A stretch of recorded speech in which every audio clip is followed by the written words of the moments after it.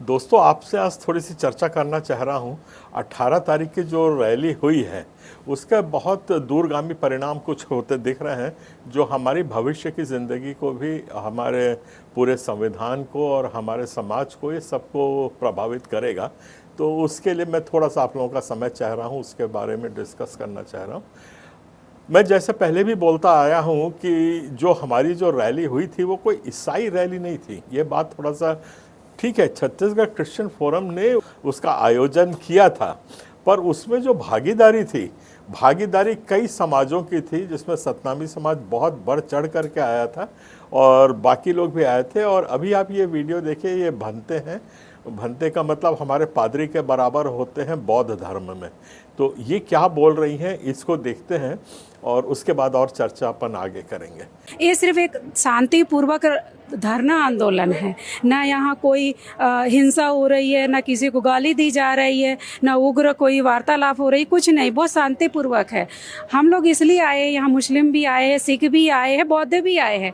तो हम बनते हैं, हम भिक्खुनी है, इसलिए आए हैं क्योंकि हमें समझ आ रही है कि जो समस्या है, समस्या केवल हमारी बुद्धिस्टों की नहीं है, बल्कि ये सभी समाज की समस्या है, चाहे एससी हो, एसटी हो, ओबीसी हो, माइनॉरिटी हो। तो आज जो चिंता का विषय है, वो चिंता का विषय ये है कि जो धर्म स्वतंत्रता विधेयक आया है, ये धर्मांतरण विधेयक जिसको हम लोग बोलते हैं, ये चिंताजनक इसलिए नहीं है कि ईसाई लोगों को दबेंगे दबाएंगे, पर ये चिंताजनक इसलिए है क्योंकि संविधान को एकदम ताक पे रखा जा रहा है एक, और उसका प्रभाव क्षेत्र जो है वो आज हर एक समाज को छुएगा। उसमें कहीं भी ईसाई शब्द यूज नहीं किया गया है, ये बात आप लोग बहुत ध्यान से देखिए।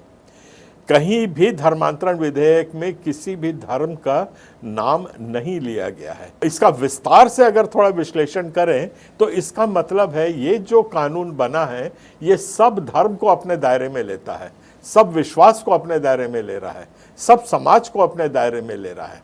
तो अभी जो हो हम लोग हैं, हम लोग एक गिनी पिग्स बोलते हैं, टेस्टिंग पॉइंट है। हमें प्रयोगशाला के माफिक ईसाई समाज का प्रयोग किया जा रहा है कि ये कितना रिस्पॉन्ड करते हैं। और जैसे अंग्रेज आए थे और सबको तोड़ तोड़ के अलग अलग करके एक एक को पराजित करते गए और इस तरीके से अपना साम्राज्य उन लोगों ने स्थापित किया था, आज ठीक वैसा ही हो रहा है। पहला प्रयास है कि ईसाई समाज को नस्ते नाबूद कर दिया जाए, फिर दूसरे समाज को छुएंगे, फिर तीसरे समाज को छुएंगे। इस तरीके से हमारा देश सामंतवाद की ओर बढ़ता जाएगा। ये विरोध का खास कारण है। और जैसे मैंने पहले भी कहा था, करीब करीब 30% लोग जो उस रैली में आए थे वो ईसाई नहीं थे। वो कुछ सतनामी समाज के थे, कुछ साहू समाज के थे जिनको मैं जानता हूँ, और बाकी अन्य समाज से भी आए थे।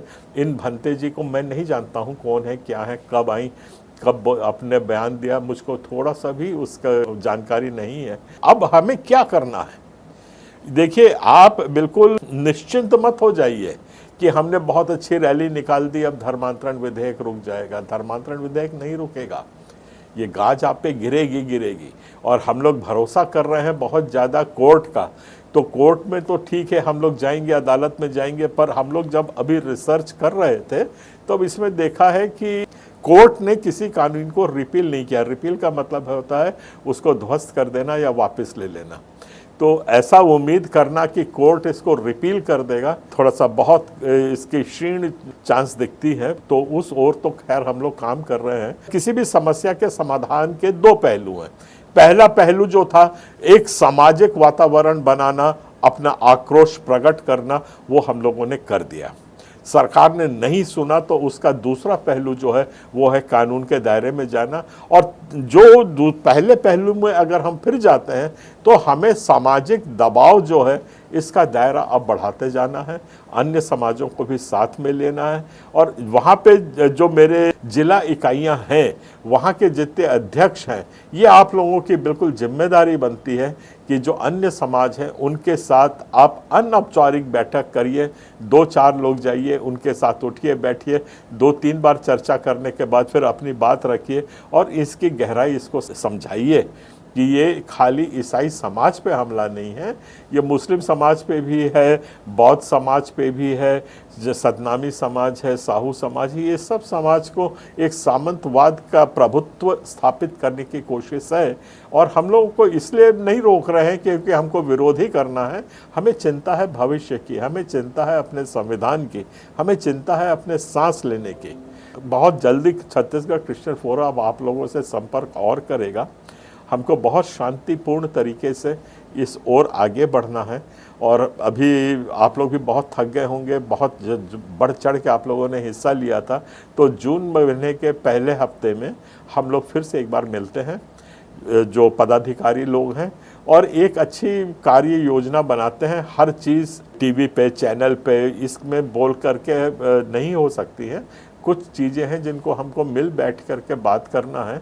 और सबसे पहला अपील जो मैं आपको कर रहा हूँ कि हमारा जो आंदोलन है ये समाप्त नहीं हुआ है, ना हमें इसको समाप्त मानना है।